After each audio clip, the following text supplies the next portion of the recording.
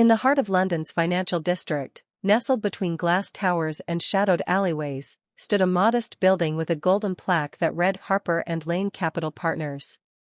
To most, it was just another investment firm.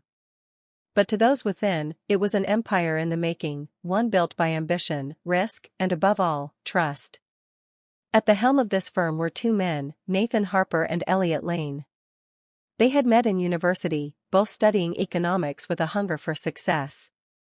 Nathan was the visionary, a charismatic leader, sharp in both speech and appearance. Elliot, in contrast, was quiet and methodical, preferring spreadsheets over speeches. But together, they were unstoppable.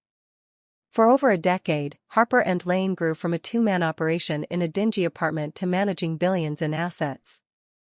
Their clients trusted them blindly. Investors saw them as the perfect duo. Nathan could sell anything, and Elliot could make it work. But behind Elliot's quiet demeanor brewed something darker, a storm fed by years of resentment. While Nathan was on magazine covers and attending gala events, Elliot remained in the shadows. His name was never mentioned in interviews. His contributions were invisible to the public eye. Even when they won the Firm of the Year award, Nathan went alone to accept it, claiming Elliot was too busy crunching numbers. And perhaps the last straw was Angela. Angela Davis was the firm's legal counsel, a brilliant woman with piercing eyes and a laugh that could silence a boardroom. Both men admired her, but she only had eyes for Nathan. Despite Elliot's subtle efforts to get close, late-night discussions, coffee breaks, shared interests, she eventually began dating Nathan. Elliot never spoke of it. Not once. But inside, something cracked. It started small. Elliot began diverting funds from minor accounts, barely noticeable amounts, always covered by legitimate activity. No alarms were triggered. He had built most of the firm's back-end systems and knew exactly where the blind spots were. He justified it at first. This was just a temporary test, just making sure their security held up. But over the months, the amounts grew. Soon, he created offshore accounts in the Cayman Islands, moving over $7 million without anyone noticing. It wasn't about money anymore, it was about power. Control. Revenge. One night, as Nathan hosted a lavish party in Kensington celebrating their expansion into Asia, Elliot sat alone in the office, sipping cheap scotch, watching a live feed of the event on his computer. He zoomed in on Nathan and Angela, dancing together under golden lights. That was the moment he decided Nathan had to fall. He spent the next 6 months crafting the perfect betrayal. He planted doctored documents on Nathan's laptop, faked email chains implicating him in insider trading, and even manipulated audio clips to sound like Nathan was admitting guilt in private conversations. Then he waited for the right moment, an SEC audit. When the audit was announced, Elliot pretended to panic with everyone else. Nathan, confident as ever, waved it off. They won't find anything. We're clean. But the auditors did find something, exactly what Elliot wanted them to find. Within weeks, Harper and Lane was front-page news, but for all the wrong reasons. CEO implicated in major financial scandal, the headlines screamed. Investors pulled out. Stocks crashed. Clients sued. Nathan was arrested. Elliot took control of the company. He played the part of the betrayed partner perfectly, grieving, stunned, but resilient. The media called him a hero for saving what was left. Angela, devastated, cut ties with Nathan.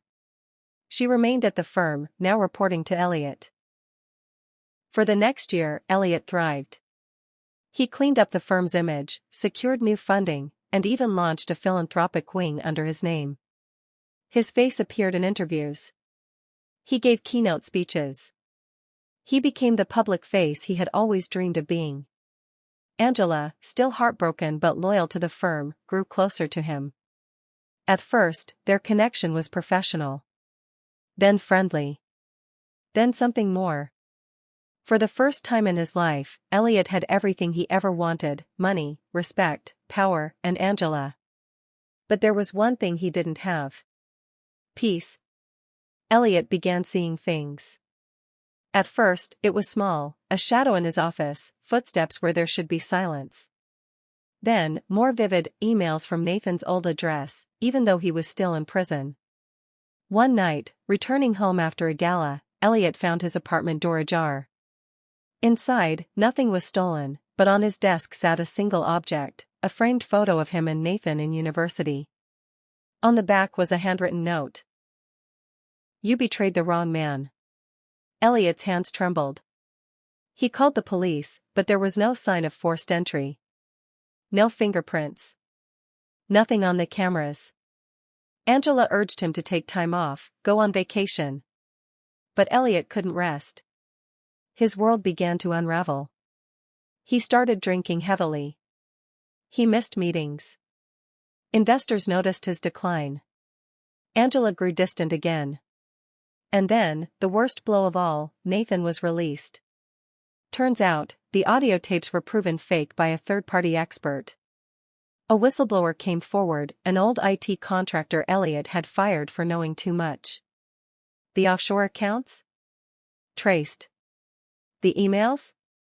Discredited. The truth came crashing down like a landslide. Elliot was arrested during a board meeting. He didn't resist. In fact, he smiled. Because in his twisted mind, for a short while, he had beaten Nathan. He had won. As he was led away in handcuffs, Angela stood silently in the corner. She didn't cry. She didn't speak. She simply turned and walked away. Nathan never returned to Harper & Lane. He sold his shares, moved to Italy, and started a vineyard. Angela left corporate law entirely. She opened a small legal practice in Bristol, working pro bono for victims of financial crimes. Elliot Lane was sentenced to 15 years in prison. But some nights, guards say he still smiles to himself, repeating one phrase over and over like a prayer: "I was never in the shadows. I was the architect."